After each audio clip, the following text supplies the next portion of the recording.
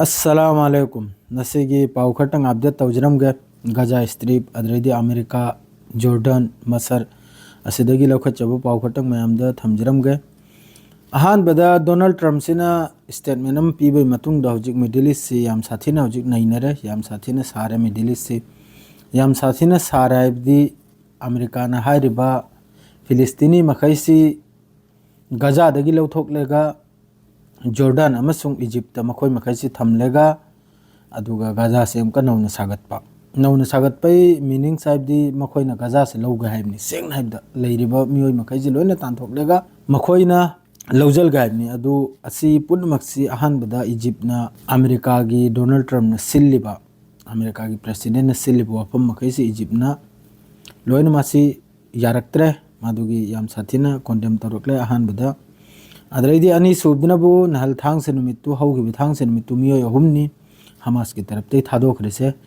7 October da masi makoin pha ki miyoi ngangtani phadna thamgi miyoi ngangtani aham bada ili sarabi di matungda or lebi amanabu ohad bin ami miyoi ahum se ni thadokre se Hamas ki taraf te gi nahal mohoi gi ceasefire mokhoi gi deal do adi madug ni chatra ise aduga logeda hojiki thado khibisigi matungda Israel manungda hojiki protest tawruba makhaise aikoigi family makhaigi phadna thamkibagi family member makhaina protest tawru makhaisina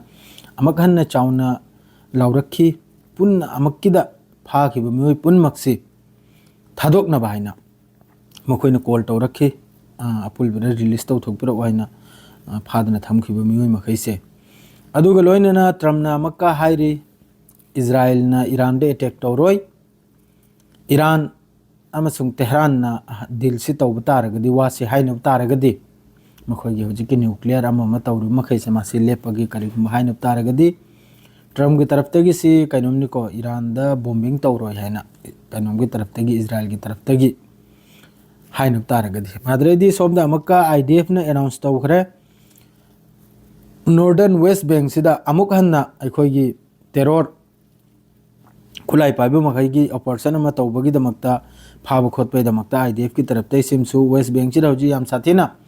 lanchi tawnri ko West Bank chida hojik su makoi adum operation si amai mathangda ama yumdong goding gi changlega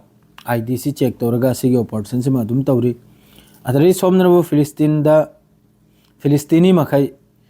Eastern Nazarene corridor har sida Central Gaza dani si IDF na makoi na withdraw tawbai matungda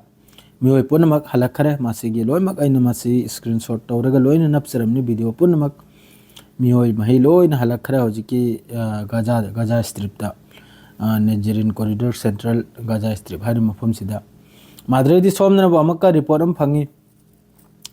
Israel gi security cabinet masina decide tawi second stage deal gi masi week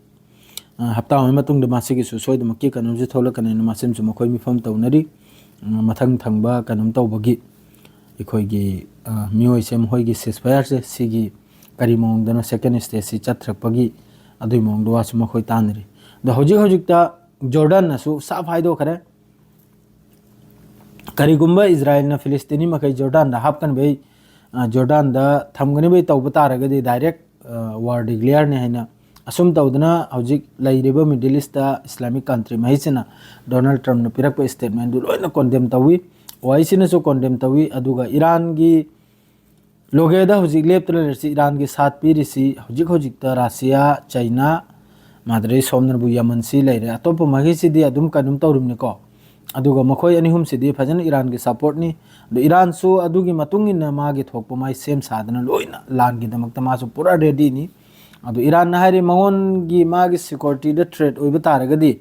America gi security da su threat oina na madu mai mathakta attack tawba taragadi mai mathakta su ekdam loge taptabi replay halgana haina